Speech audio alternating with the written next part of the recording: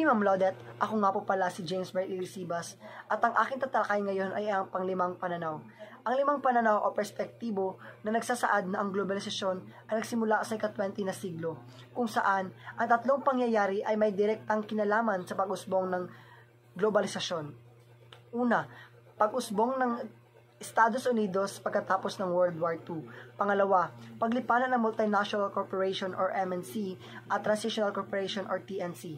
Pangatlo, pagbagsak ng Soviet Union at pagkatapos ng Cold War. Narito ang World War II kung paano nagsimula at paano nagwakas.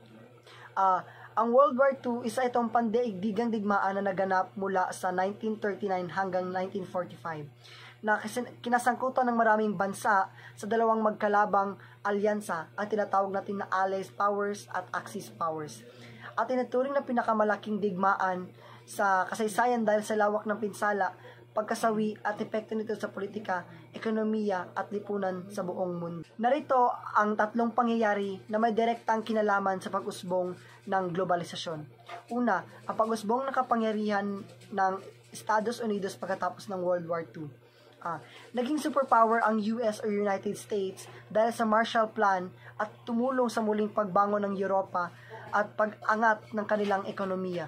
Pangalawa, paglipanan ng Multinational Corporation or MNC at Transitional Corporation or TNC.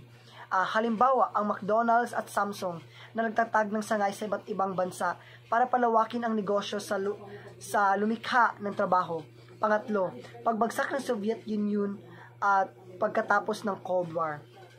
Nagbukas ito ng pinto sa demokrasya at malayang pamilihan sa mga bansang tulad ng Ukraine at Poland na dating bahagi ng impluwensya ng USSR. Narito ang mga positive and negative effect ng tatlong pangyayari sa aking binigay sa inyo or binahagi. Ito ang positive effect at negative effect. Nakatulong ang pag-angat ng US or United States sa paglipanan ng MNC or Multinational Corporation at TNC or Transitional Corporation sa pagpapalago ng ekonomiya at pagbibigay ng trabaho sa iba't ibang bansa.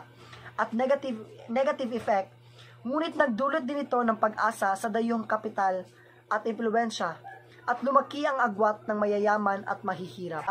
Sino nga ba or ang mga apektado sa World War II? Halos buong mundo ang naapektuhan, lalo na mga bansang nasa Europa, ang mga Poland, France, Germany, United Kingdom, Asia, China, Japan, Pilipinas, at America or United States of America. Kasama rin dito ang milyong-milyong sibilyan na nawala ng buhay, tirahan at kabuhayan. Ang kanilang mga kalaban, Allied Powers, nagwagi, United States, United Kingdom, Soviet Union, China, France, at iba pa. Axis Powers, Germany, Italy, at Japan.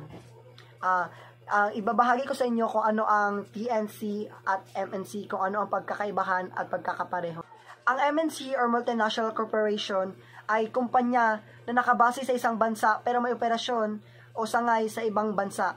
Halimbawa, ang Coca-Cola or Nestle nasa Switzerland, based sa mga sangay sa Pilipinas.